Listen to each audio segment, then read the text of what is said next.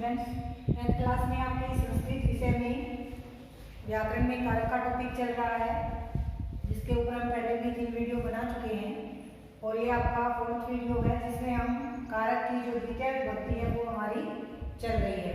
ये जो टॉपिक है कारक आपका सभी कक्षाओं में और 2-3 जगह पे काम आता है, जैसे शुद्धि संशोधन में, हिंदी से संस्कृत अनुवाद करने में, और एक कारक का अपना भी 4 नंबर का क्वेश्चन आपका आता है विभक्ति और कारक बताने का। ठीक है, चलिए तो आगे हमारा जो सूत्र है वो है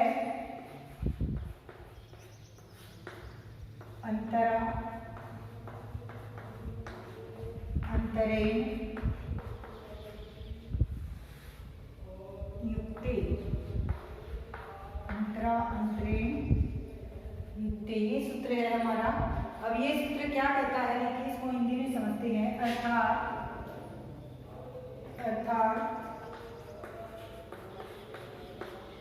अंतरा मतलब बीच में और अंतरेण का मतलब है कि बिना, अंतरेण के बिना। इन शब्दों के योग में, इन शब्दों के योग में द्वितीय विभक्ति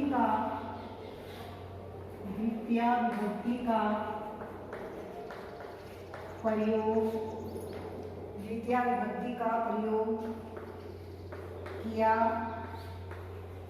जाता है।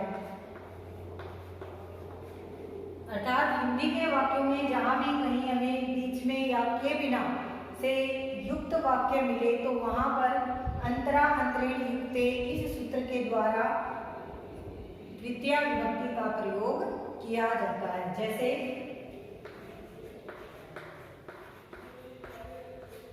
जैसे गंगा व यमुना के बीच में प्रयागराज है। क्या होगा? गंगा व यमुना के बीच में प्रयागराज है। गंगा व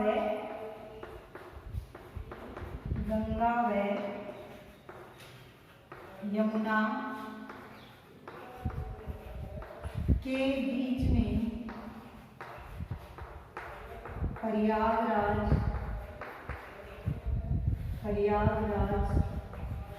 है। ये हमारा वाक्य, देखिए वाक्य में आ गया ना, बीच में। और क्या लिखा हमने सूत्र में, क्या कहता है हमारा सूत्र कि यदि बीच में यानी अंतरा और अंतरेण शब्द का जहां पे प्रयोग हो रहा है तो वहां पर द्वितीय विभक्ति का प्रयोग करना है।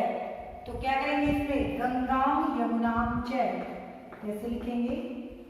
गंगाम यमुनाम च, द्वितीय विभक्ति कर दी। गंगाम यमुनाम च अंतरे, गंगा यमुनाम च अंतरा प्रयागराज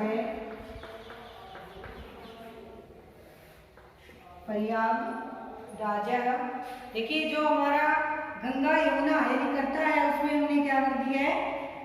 द्वितीय विभक्ति कर दी है। अंतरा प्रयागराज और है कि क्या हो जाएगी संस्कृत? अस्ति, प्रयागराज अस्ति। गंगाम यमुनाम च अंतरा प्रयागराज अस्ति। इसी प्रकार से और देखिए, राम व श्याम के बीच में हरि है। दूसरा उदाहरण देखिए, राम व श्याम के बीच में, राम व श्याम के बीच में हरि है। कौन है? हरि है। तो क्या हो जाएगा हमारा? रामम, श्याम का श्यामम, च अंतरेण, अंतरा बीच में, च अंतरा हरि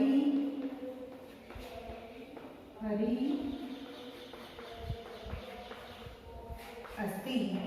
रामम श्यामम च अंतरा हरि अस्ति। राम और श्याम के बीच में हरि है। देखिए हमारे जो दोनों करता है, यहाँ भी लिखा है अपना, और यहाँ पर भी राम और श्याम दोनों में क्या की हमने, द्वितीय विभक्ति की है। ठीक है। अब देखिए दूसरा अंतरेण का उदाहरण, ज्ञान के बिना मुक्ति नहीं है। इसको हम साफ कर देते हैं, ज्ञान के बिना मुक्ति नहीं है। तो देखिए हमारे इस वाक्य में के बिना, ज्ञान के बिना लिख लेते हैं हम। तीसरा हमारा उदाहरण है, ज्ञान के बिना मुक्ति, ज्ञान के बिना मुक्ति नहीं है। ज्ञान के बिना मुक्ति नहीं है। ज्ञानम बिना, के बिना हमने लिखा था ना वहां पे सूत्र में, अंतरेण अर्थात के बिना, और वही के बिना हमारा हिंदी वाक्य में आ रहा है, ज्ञान के बिना मुक्ति नहीं है। तो क्या हो जाएगा, ज्ञानम अंतरेण, ज्ञानम अंतरेण मुक्ति, ज्ञानम अंतरेण मुक्ति न अस्ति, या ज्ञानम अंतरेण न मुक्ति, ऐसे भी हम इसको लिख सकते हैं। ठीक है, ज्ञानम अंतरेण न मुक्ति या ज्ञानम अंतरेण मुक्ति न अस्ति, दोनों तरीके से इसका संस्कृत अनुवाद हम कर सकते हैं। ठीक है। तो देखिए यहाँ पे अंतरेण में हमारी ज्ञान में कौन सी विभक्ति आ गई, दूसरी विभक्ति। ठीक है। आपके प्रश्न किस प्रकार से आता है परीक्षा में, मैं पहले भी बताया था, जैसे आ जाएगा आपके कि ज्ञानम अंतरेण न मुक्ति, ये वाक्य दे देंगे और आपको ये ज्ञानम शब्द रेखांकित करके दे देंगे और पूछेंगे अधोलिखित रेखांकित पद तस्मिन् विभक्ति अस्ति कारणम च लिखित, यानी इस रेखांकित नीचे दिए वाक्य के रेखांकित शब्द में कौन सी विभक्ति है, कारण भी बताओ। तो आप क्या लिखेंगे, विभक्ति द्वितीय। कारण क्योंकि अंतरेण शब्द के योग में द्वितीय विभक्ति होती है। ठीक है, ये सूत्र आपको समझ में आ गया होगा। अगला है हमारा काला ध्वनोर अत्यंत संयोगे। अगला सूत्र हम लिख लेते हैं। अगला सूत्र है काला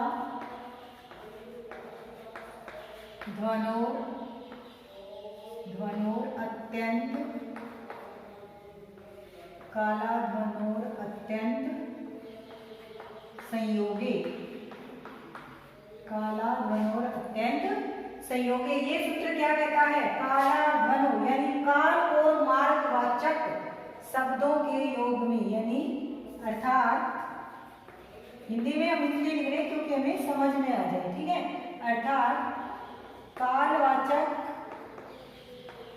हिंदी में लिखेंगे तो आसानी से समझ में भी आएगा और याद करना भी हमारे लिए सरल रहेगा। कालवाचक और मार्गवाचक, कौन से कालवाचक यानी जो समय के बारे में बताए और मार्ग यानी जो रास्ते के बारे में बताए। कालवाचक और मार्गवाचक शब्दों के, कालवाचक मार्गवाचक शब्दों के अत्यंत संयोग की स्थिति प्रकट हो रही हो तो शब्दों के, यहाँ सीधा लिख लेते हैं, योग में द्वितीय विभक्ति का प्रयोग किया जाता है, द्वितीय विभक्ति का प्रयोग किया जाता है।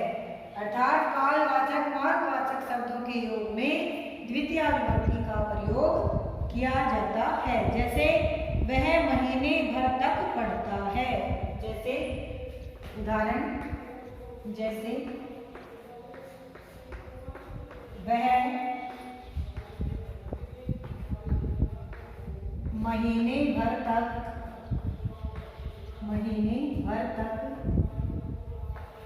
पढ़ता है, वह महीने भर तक पढ़ता है। समय समय के बारे में बता रहा है। कितना समय? महीना, 1 महीना। तो महीने के बारे में, समय के बारे में, काल के बारे में बात हो रही है, तो क्या हो जाएगा? शह महीने, मासम द्वितीय विभक्ति, स मासम अधीते, स मासम अधीते, या पठती भी हम यहाँ पर कर सकते हैं। दोनों शब्द हमारे सही हैं। स मासम अधीते या फिर स मासम पठती, दोनों ही वाक्य हमारे क्या है? सही है। दोनों शब्दों से हमारा वाक्य सही बनता है। आप चाहे जैसे लिखें, आपका गलत नहीं होगा। ठीक है। दूसरा उदाहरण लिखिए, जैसे नदी कोस भर तक टेढ़ी है। दूसरा उदाहरण है, नदी कोस भर तक टेढ़ी है। नदी कोस भर तक टेढ़ी है। तो क्या हो जाएगा? इसमें भी कोस भर तक टेढ़ी, यानी रास्ते के बारे में, समय के बारे में बात हो रही है ना। कोस यानी 1 कोस, तो क्या हो जाएगा? कोस की संस्कृत होती है क्रोशम, द्वितीय विभक्ति करेंगे तो क्या बन जाएगा? क्रोशम। टेढ़ी यानी कुटीला,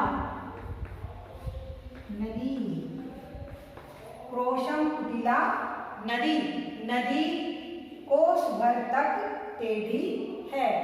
संस्कृत अनुवाद में या संस्कृत में एक खास बात होती है कि हम किसी भी शब्द को आगे पीछे कहीं भी लिख सकते हैं। जैसे हमारा हिंदी और इंग्लिश का नियम होता है कि पहले कर्ता फिर क्रिया, या इंग्लिश में जैसे सब्जेक्ट ऑब्जेक्ट होते हैं, लेकिन हमारे संस्कृत भाषा में इतनी हमें छूट दी गई है, इतनी सरल भाषा है कि हम उन शब्दों को अपने अनुसार लिख सकते हैं, आगे पीछे वो गलत नहीं होगी। जैसे इसमें हमने लिख दिया, नदी को बाद में लिख दिया, यानी हम इसको ऐसे भी लिख सकते थे, नदी क्रोशम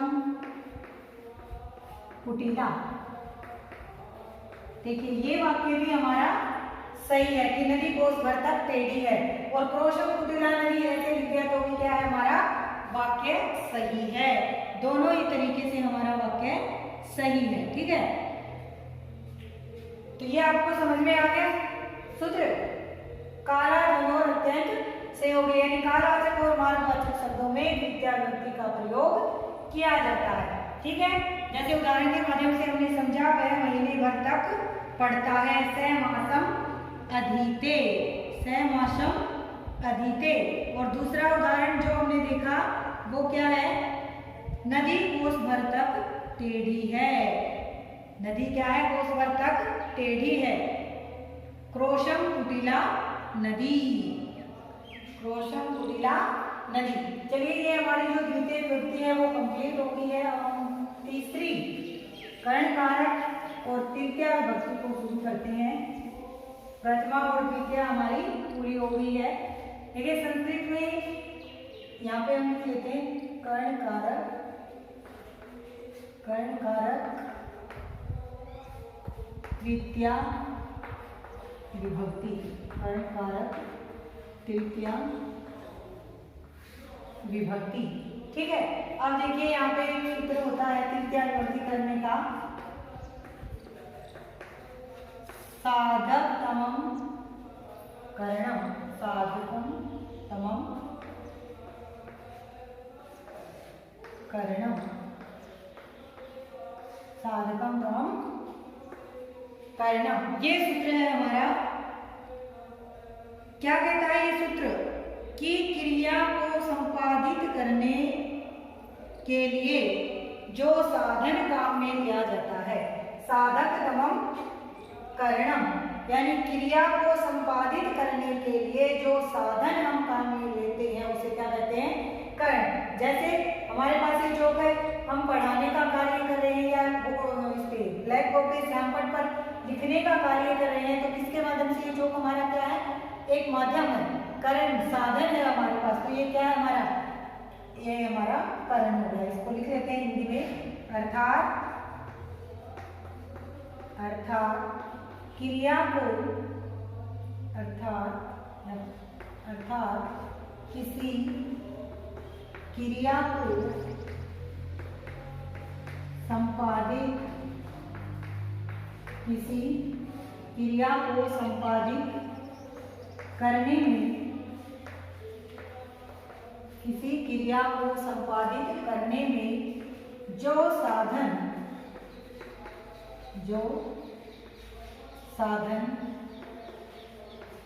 काम में लिया जाता है उसे क्या कहते हैं? करण कारक कहते हैं। करने के लिए जो साधन काम में लिया जाता है, जो साधन काम में लिया जाता है उसकी करण संज्ञा होती है, उसकी कर्ण संज्ञा होती है। ठीक है। संस्कृत में हर क्रिया में, हर विभक्ति में पहले उसकी संज्ञा करेंगे, चाहे वो द्वितीया हो, जैसे कर्मणि द्वितीया सूत्र से हमने की थी, कर्तरी प्रसिद्धम सूत्र से हमने क्या की थी? कर्म संज्ञा, और फिर कर्मणि द्वितीया सूत्र से उसमें द्वितीया विभक्ति हमने की थी। तो उसी प्रकार से पहले कर्ण कारक तृतीया विभक्ति में कर्ण संज्ञा करेंगे किस सूत्र से? साधकम तवम करणम, अर्थात किसी क्रिया को संपादित करने में जो साधन काम में लिया जाता है उसकी कर्ण संज्ञा होती है। अब कर्ण संज्ञा तो हमने कर ली, अब इसमें तृतीया विभक्ति किस सूत्र से होगी वो भी लिख लेते हैं हम। कर्तृ कर्णयो कर्णयो तृतीया, कर्तृकर्णयोस् तृतीया, कर्तृकर्णयोस् तृतीया। ये हो गया हमारा तृतीया विभक्ति करने का सूत्र। जैसे कर्मणि द्वितीया सूत्र से हमने द्वितीया विभक्ति की थी, वैसे ही कर्तृकर्णयोस् तृतीया सूत्र से हम तृतीया विभक्ति करते हैं। जैसे राम के द्वारा बाण से बाली मारा गया, उदाहरण के माध्यम से समझ लें कैसे। जैसे राम के द्वारा बाण से बाली मारा गया, राम के द्वारा बाण से बाली मारा गया। अब देखिए यहाँ पे हमारा पहचान हो रही है ना, करण कारक की, कर्ता ने कर्म को करण से, कर्ता ने कर्म को करण से, बाण से, है ना। तो यहाँ पे पता लग रहा है कि करण कारक है और करण कारक में कर्तृकर्णयोस् तृतीया से हमें तृतीया विभक्ति करनी है। किसमें? कर्ता में। जैसे क्या हो जाएगा इसका? कर्ता कौन है? राम, तो क्या हो जाएगा? रामेण। साधन क्या है? बाण से, तो इसकी भी हो जाएगी बाणेन। हतो बाली, रामेण बाणेन हतो बाली, रामेण बाणेन हतो बाली। ठीक है, रामेण बाणेन हतो बाली। रामे रामो रामः, रामम रामो रामान, रामेण तृतीया विभक्ति एक वचन, रामेण रामाभ्याम राम। वैसे ही बाणेन का बाण शब्द भी एकारांत है ना, तो इसका भी वही होगा, बाणेन, रामेण बाणेन तृतीया विभक्ति है दोनों शब्दों में। हतो बाली, राम के द्वारा बाण से बाली मारा गया। तो इस प्रकार से हमारा इसमें तृतीया विभक्ति हो रही है। और इसके हम कुछ उदाहरण देख लेते हैं। जैसे उसके द्वारा स्नान किया गया, उसके द्वारा स्नान किया गया। सोचिए क्या होगा इसका संस्कृत अनुवाद। जब आप साथ साथ कोशिश करेंगे तो आपको अवश्य ये समझ में आएगा और अभ्यास से ही सभी काम आसान होते हैं। ठीक है, तो क्या हो जाएगा? उसके द्वारा स्नान किया गया। दूसरा उदाहरण है हमारा, पहला लिखा था पहले, उसके द्वारा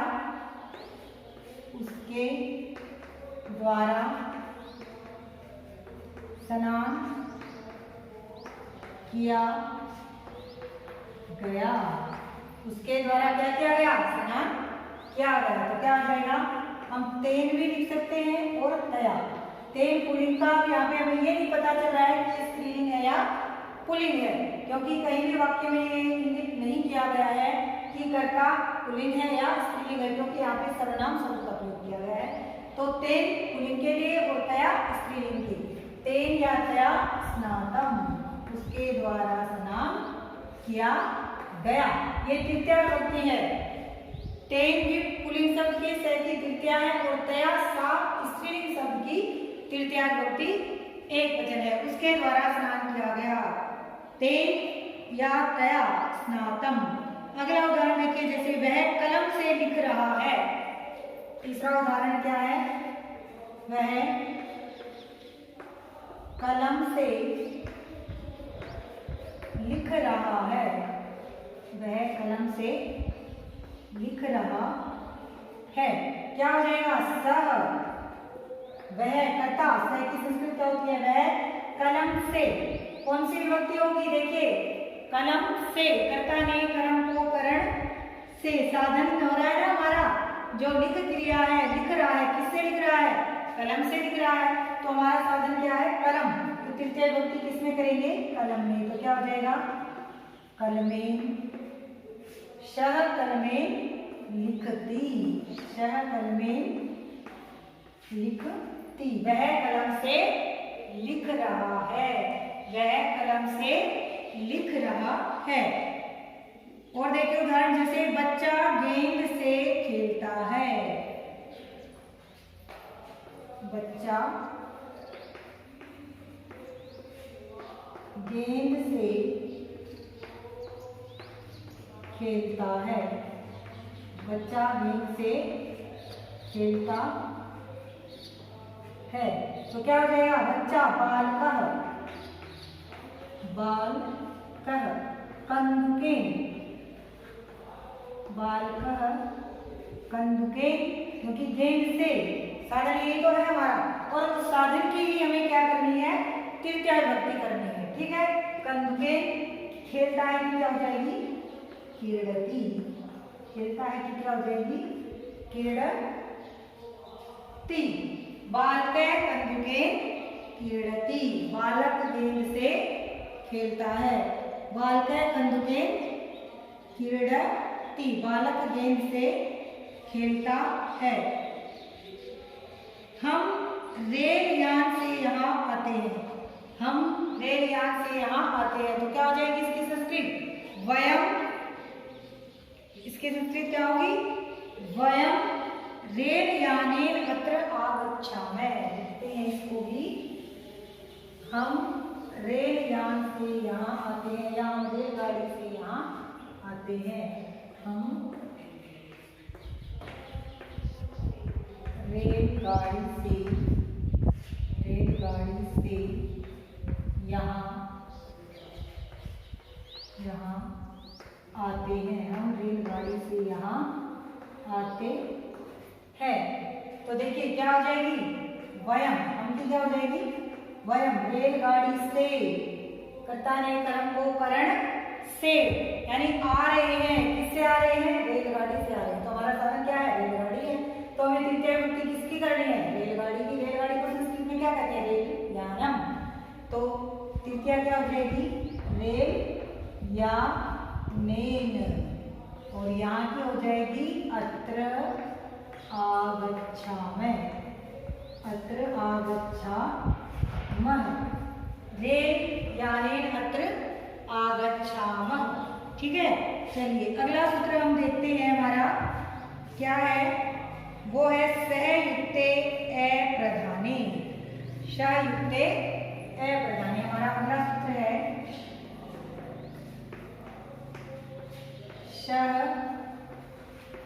सहयुक्ते अप्रधाने। सहयुक्ते अप्रधाने। क्या कहता है ये सूत्र? कि सह धातु या सह शब्द के योग में, सह शब्द के योग में क्या होगा? तृतीया विभक्ति का प्रयोग करते हैं। अर्थात सह अर्थ वाली, जैसे साकम, सार्धम, समम, ठीक है। स अर्थ वाली जैसे साकम सार्धम समम या शब्दों में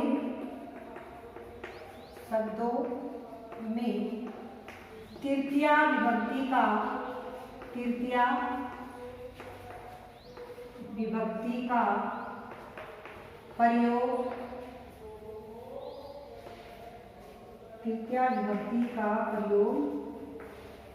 किया जाता है। यानी सात, से का अर्थ होता है सात, सात अर्थ वाले जितने भी शब्द हैं या धातु को बोल सकते हैं, उनमें क्या होगा, तृतीया विभक्ति का प्रयोग किया जाता है। जैसे राम के साथ सीता वन में जाती है, या पिता पुत्र के साथ आया है। पिता पुत्र के साथ आया है। देखिए यहाँ पे आ गया ना साथ, साथ पिता पुत्र के साथ आया है, तो क्या होगा, पितरेण या पुत्रेण से आगते पिता, क्योंकि साथ में कौन आया है, पिता आया है। किसके साथ आया है, पुत्र के साथ, तो जिसके साथ आया है उसमें हमें क्या करनी है, तीसरी विभक्ति करनी है। तो क्या करेंगे, पुत्रेण सह पिता आगतः, पुत्रेण सह पिता आगतः।